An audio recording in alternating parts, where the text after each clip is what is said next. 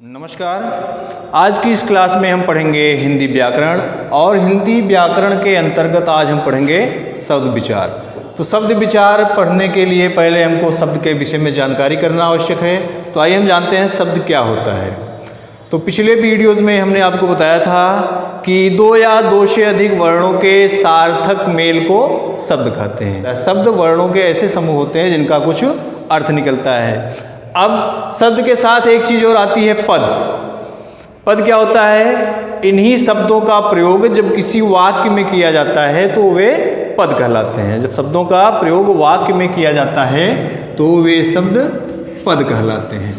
जैसे एक शब्द है हमारा विद्यार्थी। विद्यार्थी शब्द यह दो या दो से अधिक वर्णों के मिलने से बना है, ठीक।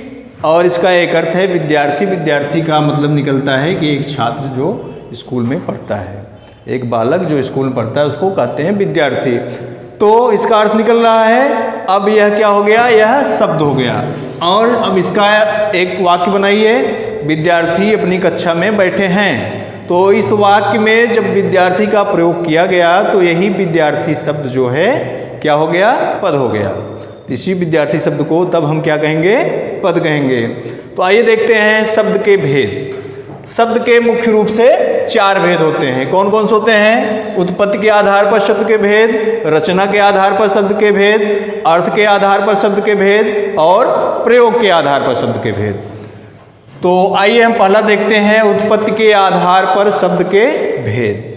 तो उत्पत्ति के आधार पर शब्द के 5 भेद बताए गए हैं। तत्सम शब्द, तद्भव शब्द, देशज शब्द, विदेशी शब्द और संकर शब्द। तो आइए एक एक का हम सीरियल से अध्ययन करते चलते हैं। पहला है तत्सम शब्द। तत्सम शब्द क्या होता है? ऐसे शब्द जो संस्कृत भाषा के हैं लेकिन उनका प्रयोग हिंदी भाषा में किया जाने लगा है। सीधे सीधे बिना किसी परिवर्तन के हिंदी भाषा में प्रयुक्त किए जाते हैं। जैसा कि हम लोग जानते हैं कि हमारी हिंदी भाषा जो है यह संस्कृत भाषा से उत्पन्न हुई है। इसकी उत्पत्ति संस्कृत भाषा से हुई है। तो स्वभावतः संस्कृत के बहुत सारे शब्द हिंदी में प्रयोग किए जाने लगे। ऐसे शब्द जो संस्कृत के हैं लेकिन हिंदी में उनका सीधे सीधे प्रयोग किया जाने लगा है, उनको तत्सम शब्द कहते हैं। जैसे अग्नि, अक्षर, अंधकार, अच्छ, दुग्ध आदि शब्द ऐसे शब्द हैं जो संस्कृत भाषा से सीधे सीधे हिंदी भाषा में बिना किसी परिवर्तन के प्रयोग किए जाने लगे हैं। तो ऐसे शब्द तत्सम शब्द कहलाते हैं। तो अगला है, दूसरा है तद्भव शब्द। तद्भव शब्द क्या होते हैं? ऐसे शब्द जो संस्कृत भाषा के शब्द हैं लेकिन हिंदी भाषा में आके कुछ बदले हुए रूप में प्रयुक्त होने लगे हैं। हिंदी भाषा में आए और उनका प्रयोग बदले हुए, थोड़ा चेंज होके प्रयोग किए जाने लगे, थोड़ा परिवर्तन आया है उसमें। तो ऐसे शब्द जो हैं वे तद्भव शब्द कहलाते हैं। जैसे तत्सम शब्द था हमारा अंधकार, तो हिंदी भाषा में आके वह थोड़ा चेंज हो गया, अंधेरा लिखा जाने लगा। तो अंधेरा शब्द जो है यह क्या है? तद्भव शब्द है। और इसका तत्सम क्या होगा? अंधकार होगा। और देखिए इसका एग्जाम्पल दही। दही शब्द जो है इसका तत्सम होता है दधि और तद्भव इसका होता है दही। तो इसी तरह बहुत सारे शब्द हैं। एक शब्द देखिए, तत्सम शब्द है आश्चर्य। इसका प्रयोग हिंदी भाषा में कुछ परिवर्तन के साथ होने लगा। तो क्या कहा गया उसको? बताइए। अचरज कहा गया। आश्चर्य शब्द था। आश्चर्य शब्द संस्कृत का शब्द है। जब वह हिंदी में प्रयुक्त हुआ तो कुछ उसका रूप बदल गया, तो वह तद्भव हो गया। तो उसको क्या कहा जाने लगा? अचरज शब्द कहा जाने लगा। तो संस्कृत के वे शब्द जो हिंदी भाषा में कुछ बदले हुए रूप में प्रयुक्त होते हैं उनको तद्भव शब्द कहते हैं। देशज शब्द। देशज शब्द क्या हैं? ऐसे शब्द जो आम बोलचाल की भाषा से हिंदी भाषा में प्रयुक्त किए जाने लगे हैं। आम बोलचाल की भाषा में बहुत प्रसिद्ध हो गए और धीरे धीरे उनका प्रयोग हिंदी भाषा में किया जाने लगा, उनको कहते हैं देशज शब्द। जैसे हो गया जूता, झोला, डिबिया आदि शब्द जो हैं यह देशज शब्द हैं। इनका प्रयोग पहले आम बोलचाल की भाषा में होता था, फिर धीरे धीरे इनका प्रयोग हिंदी भाषा में होने लगा। विदेशी शब्द, ये आपको पता ही है कि विदेशी शब्द क्या होते हैं? ऐसे शब्द जो विदेशी भाषाओं से आकर के हिंदी भाषा में प्रयुक्त किए जाने लगे हैं। विदेशी भाषा के वे शब्द जो हिंदी भाषा में प्रयोग होने लगे हैं उनको कहते हैं विदेशी शब्द। जैसे हो गया साइकिल हो गया, और पोस्ट ऑफिस हो गया, पॉलिश हो गया, कैंची हो गया, तौलिया हो गया, आदि शब्द बहुत सारी भाषाओं से आके हिंदी भाषा में प्रयुक्त होने लगे हैं। इनको कहते हैं विदेशी शब्द। और पांचवा है इसका संकर शब्द। संकर शब्द क्या होते हैं? ऐसे शब्द जो दो भाषाओं से मिलके बने हैं उनको संकर शब्द कहते हैं। यह दो भाषाओं के शब्द होते हैं और इसका प्रयोग एक साथ किया जाता है, मिला के बनाया जाता है, उसको संकर शब्द कहा जाता है। इनका मेल दो भाषाओं के शब्दों से होता है। जैसे रेलगाड़ी, रेल जो है वह अंग्रेजी भाषा का शब्द है और गाड़ी जो है हिंदी भाषा का शब्द है। तो यह क्या हो गया? संकर शब्द हो गया, जो दो भाषाओं के मिलने से बना है, इसलिए संकर शब्द है। ठीक, तो आइए हम देखते हैं अगला, रचना के आधार पर शब्दों के भेद। हमारा उत्पत्ति के आधार पर शब्दों के भेद हो गया। इसमें हमने देखा तत्सम शब्द, संस्कृत के शब्द जो सीधे हिंदी में प्रयुक्त हुए, तद्भव शब्द जो संस्कृत के शब्द थे लेकिन हिंदी भाषा में कुछ परिवर्तन के साथ प्रयुक्त हुए। उसके बाद देशज शब्द, आम बोलचाल की भाषा के शब्द जो हिंदी में प्रयोग किए जाने लगे। विदेशी शब्द जो विदेशी भाषाओं के शब्द हैं वो हिंदी भाषा में प्रयोग किए जाने लगे, विदेशी शब्द हो गए। और संकर शब्द दो भाषाओं के शब्दों के मेल से बने शब्द को संकर शब्द कहा गया। तो रचना के आधार पर शब्दों के भेद में पहला भेद है रूढ़ शब्द, दूसरा है यौगिक शब्द, तीसरा है योग रूढ़ शब्द। रूढ़ शब्द क्या होता है? ऐसे शब्द जिनके अन्य खंड नहीं किए जा सकते, जिनके टुकड़े नहीं किए जा सकते हैं, उनको रूढ़ शब्द कहा जाता है। रूढ़ शब्द जो है यह स्वतंत्र शब्द होता है, इसका कोई और खंड नहीं किया जा सकता। जैसे सड़क, सड़क शब्द जो है इसके अन्य खंड नहीं किए जा सकते, यह रूढ़ शब्द है। ठीक, अगला देखिए यौगिक शब्द। यौगिक शब्द क्या होता है? जब किसी रूढ़ शब्द में कोई सार्थक शब्द खंड जुड़ जाता है, किसी रूढ़ शब्द में कोई सार्थक शब्द खंड जुड़ जाता है तो वह यौगिक शब्द हो जाता है।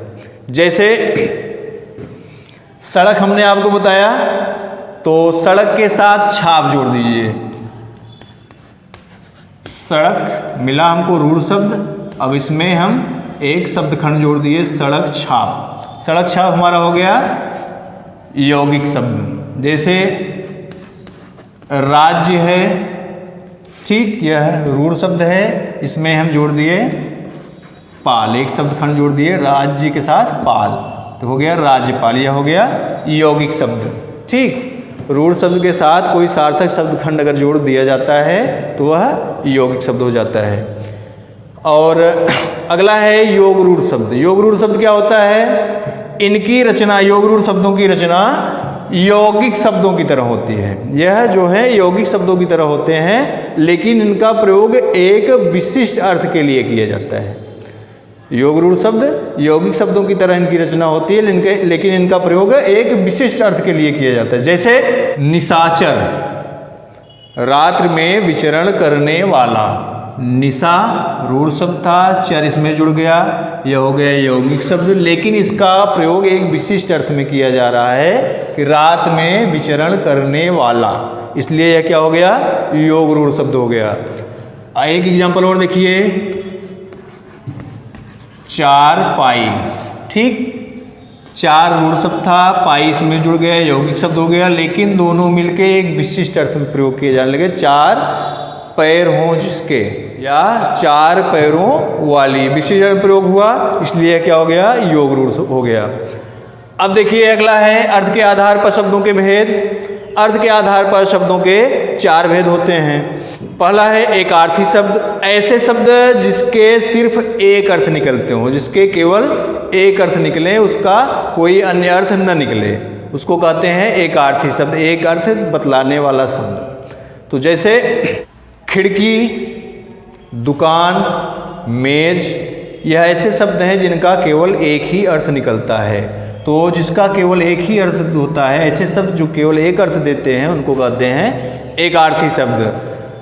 अब अगला है अनेकार्थी शब्द, ऐसे शब्द जिनका एक से अधिक अर्थ होता है, ऐसे शब्द जिनका एक से अधिक अर्थ होता है उनको कहते हैं अनेकार्थी शब्द। जैसे हो गया, एक शब्द ले लीजिए कनक। कनक का मतलब सोना भी होता है, कनक का मतलब धतूरा भी होता है, कनक का मतलब गेहूँ भी होता है। तो इस तरह के शब्द जो हैं जिनके एक से अधिक अर्थ होते हैं उनको कहते हैं अनेकार्थी शब्द। अगला है समानार्थी या पर्यायवाची शब्द। ऐसे शब्द जो समान अर्थ प्रकट करते हैं, एक जैसे अर्थ प्रकट करते हैं, उनको कहते हैं समानार्थी शब्द। जैसे पानी, पानी एक शब्द है। दूसरा शब्द हो गया जल, नीर, तोय। यह शब्द जो हैं यह एक जैसा अर्थ प्रकट कर रहे हैं, सबका मतलब पानी ही निकल रहा है, तो उनको क्या कहेंगे? समानार्थी या पर्यायवाची शब्द। अगला है विलोम शब्द। विलोम शब्द क्या होता है? जो उल्टा अर्थ बतलाते हों, उल्टा अर्थ बतलाने वाले शब्दों को विलोम शब्द कहते हैं। जैसे पानी, पानी का विलोम आग हो गया, ठीक। प्रत्यक्ष, प्रत्यक्ष का विलोम परोक्ष हो गया। अंधकार, अंधकार का विलोम प्रकाश हो गया। तो यह था अर्थ के आधार पर शब्दों के भेद। अर्थ के आधार पर शब्दों के चार भेद हमको पता चले। एकार्थी शब्द जिनका एक अर्थ निकलता हो, अनेकार्थी शब्द जिनके एक से अधिक अर्थ निकलते हों, और समानार्थी या पर्यायवाची शब्द जो समान अर्थ बतलाते हों उनको समानार्थी या पर्यायवाची शब्द कहा जाता है। विलोम शब्द जो उल्टा अर्थ बतलाते हों, विपरीत अर्थ बतलाते हों, उनको विलोम शब्द कहा जाता है। अगला है प्रयोग के आधार पर शब्दों के भेद। तो प्रयोग के आधार पर जब हम शब्दों का प्रयोग करते हैं तो उनके आधार पर शब्दों के कितने भेद होते हैं? तो प्रयोग के आधार पर शब्दों के दो भेद होते हैं, एक विकारी शब्द, दूसरा अविकारी शब्द। विकारी शब्द क्या होता है? विकारी शब्द ऐसे शब्द होते हैं जिनमें लिंग, वचन, कारक, पुरुष आदि के अनुसार विकार आ जाता है, आदि के अनुसार विकार आ जाता है, उनको कहते हैं विकारी शब्द। जैसे हो गया लड़का, लड़का शब्द ले लीजिए।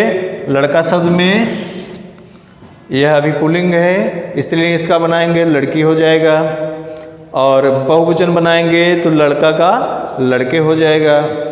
तो इस तरह इस शब्द में परिवर्तन हो रहा है। विकार का मतलब होता है परिवर्तन हो जाना, परिवर्तन हो रहा है, इसलिए यह विकारी शब्द हो गया जिसमें विकार आ जाए। अविकारी शब्द ऐसे शब्द जिसमें लिंग, पुरुष, वचन आदि के कारण कोई विकार नहीं होता, कोई परिवर्तन नहीं होता है, वे जैसे थे वैसे ही रहते हैं, उनको कहते हैं अविकारी शब्द। ठीक, तो अविकारी शब्द को अव्यय शब्द भी कहा जाता है। अविकारी शब्द अव्यय शब्द कहलाते हैं। जैसे यथा, ठीक, यथा शब्द का प्रयोग आप चाहे जिस कंडीशन में करिए, जिस परिस्थिति में करिए, इसमें कोई परिवर्तन नहीं आएगा। एक शब्द है कब।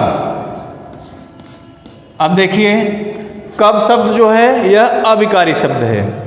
कब शब्द पर लिंग, पुरुष, वचन का कोई प्रभाव नहीं पड़ता है। जैसे वह कब आएगा, ठीक, लड़का कब आएगा, लड़का के साथ भी प्रयोग हो रहा है इसका, और लड़की कब आएगी, लड़की के साथ भी इसका प्रयोग हो रहा है।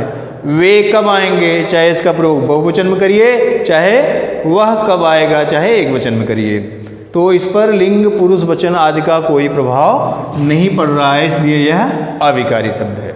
ठीक है, जिस पर लिंग, पुरुष, वचन आदि के कारण परिवर्तन आ जाए उसको कहते हैं विकारी शब्द, और जिन पर लिंग, पुरुष, वचन का कोई प्रभाव न पड़े उसको कहते हैं अविकारी शब्द। तो यह था हमारा शब्द का पूरा स्ट्रक्चर। शब्द क्या है, शब्द के कितने भेद होते हैं, तो हमने पढ़ा शब्द क्या है, पद क्या है, और शब्द के भेद में पढ़ा हमने उत्पत्ति के आधार पर शब्द के भेद, कि शब्दों की उत्पत्ति कैसे हुई, उसके आधार पर इसके कितने भेद होते हैं। रचना के आधार पर शब्दों के भेद, शब्द की रचना कैसे की गई उसके आधार पर कितने भेद होते हैं। अर्थ के आधार पर शब्दों के भेद, शब्द के जो विभिन्न अर्थ निकलते हैं उसके आधार पर कितने भेद होते हैं, और जब हम शब्दों का प्रयोग करते हैं, शब्दों का जब प्रयोग किया जाता है तो प्रयोग के आधार पर शब्दों के कितने भेद होते हैं। तो आशा है कि आपको यह वीडियो आज का पसंद आया होगा। तो मिलते हैं फिर हम अगले चैप्टर के साथ अगले वीडियो में। धन्यवाद।